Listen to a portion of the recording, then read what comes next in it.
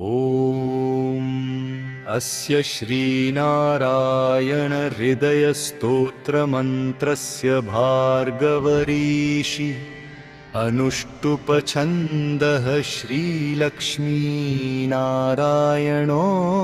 देवता। श्रीलक्ष्मीनारायण प्रीत्यर्थजपे विनियोगः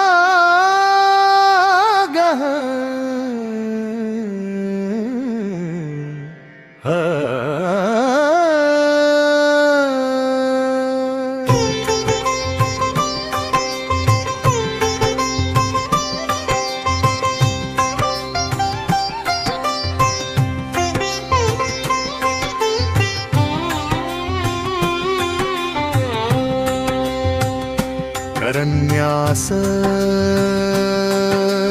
ॐ नारायणः परं ज्योतिरित्यङ्गुष्ठाभ्यनमः। ॐ नारायणः परं ब्रह्मेति तर्जनीभ्यः नमः। ॐ नारायणः परो देव इति मध्यमाभ्यां नमः। ॐ नारायणः परं धामेति अनामिकाभ्यां नमः। ॐ नारायणः परो धर्म इति कनिष्ठिकाभ्यां नमः। ॐ नारायणः परो धर्म इति कनिष्ठिकाभ्यां नमः। ॐ विश्वं नारायण इति करतलपृष्ठाभ्यां नमः। हृदयविन्यासः।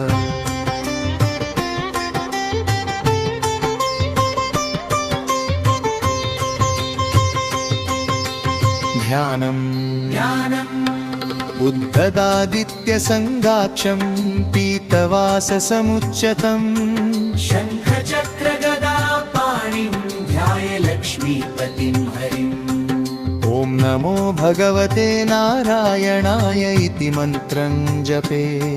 श्रीमन्नारायणो ज्योतिरात्मा नारायणः परः।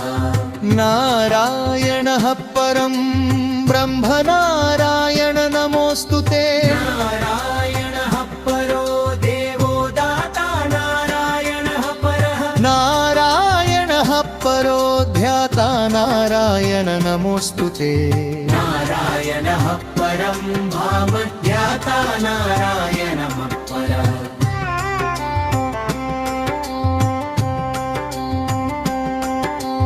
नारायणः परो बोधो विद्या नारायणः परा। विश्वनारायणः साक्षन्नारायण नमोऽस्तुते।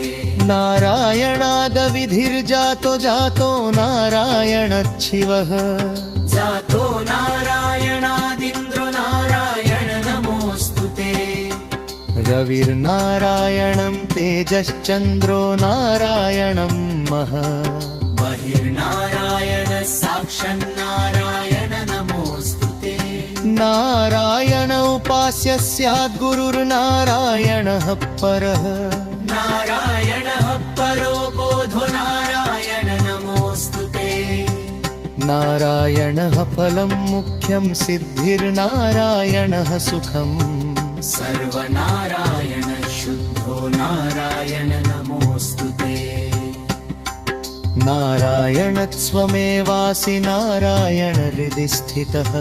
प्रेरकः प्रेर्यमाणानां त्वया प्रेरितं मानसः। त्वदाज्ञां शिरसां धृत्वा जपामि जनपावनम्। ज्ञानोपासनमार्गाणां भावकृद्भावबोधक। भावकृद भावभूतस्वं मम सौख्यप्रदो भव। त्वन्मायामोहितं विश्वं त्वयैव परिकल्पितम्। त्वदधिष्ठानमात्रेण सैव सर्वार्थकारिणी। त्वमेवैतां पुरस्कृत्य मम कामाद समर्पय। न मेन त्वदन्यः सन्त्राता त्वदन्यं न हि दैवतम्। त्वदन्यं न हि जानामि पालकं पुण्यरूपकम्। यावत् सांसारिको भावो नमस्ते भावनात्मने। सर्वथा सर्वदा विभो पापिनामहमेकाज्ञो दयालूनां त्वमग्रणी दयनीयो मदन्योऽस्ति तव कोऽत्र जगत्त्रये त्वयाप्यहं न सृष्टश्चेन्न स्यात् तव दयालुता आमयो वा न सृष्टश्चेदोषस्य वृथोदय पापसङ्घपरिक्रान्तः पापात्मा पापरूपधृक् तदन्यकोऽत्र पापेभ्यस्त्राता मे जगति तले त्वमेव माता च पिता त्वमेव त्वमेव बन्धुश्च सखा त्वमेव विद्या च गुरस्त्वमेव त्वमेव सर्वं मम देवदेव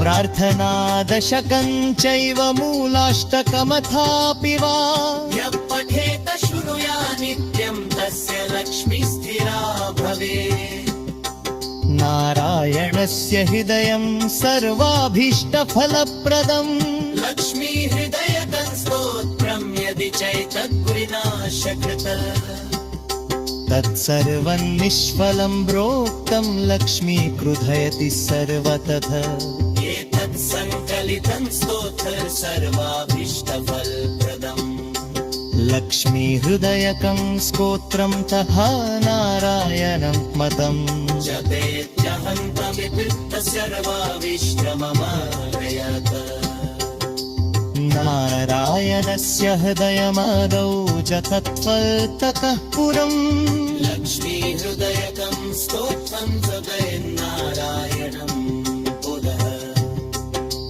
पुनर्नारायणं जपत्वा पुनर्लक्ष्मी हृदयं जते पुनर्नारायणं जप सम्पुष्टितयनं च ते तेनं मध्ये तिवारजभे लक्ष्मी हृदयहितत् लक्ष्मी हृदयकं स्तोत्रं सर्वनेकप्रकाशितम् तत्त्वज्जपादितं कुर्याने पट्सङ्कल्पशुभन् स सर्वकाममात्मातीयाभिगादिवेन्द्रे गोपने तत्सदा कुर्यान्न सर्वत्र प्रदोषे इति वैयदमं शास्त्रं मुक्तं नमानितैः पुरा तस्मात् सर्वप्रयत्नकोपय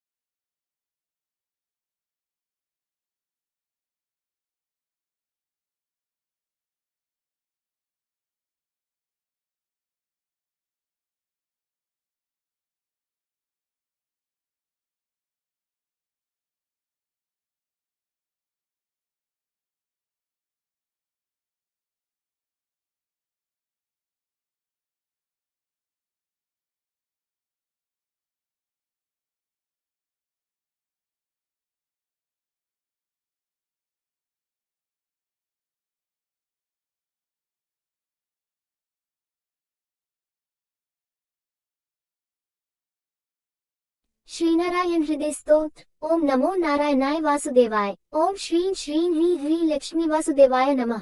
ओम ह्रीं श्रीं क्लीं अर्धलक्ष्मी केशवाय नमः। ओम प्रधान पुरुषेश्वराय च विद्महे आदि युगल रूपाय धीमहि तन्नो लक्ष्मी माधव प्रचोदयात्। नारायण हृदय स्तोत्र पाठ की विधि।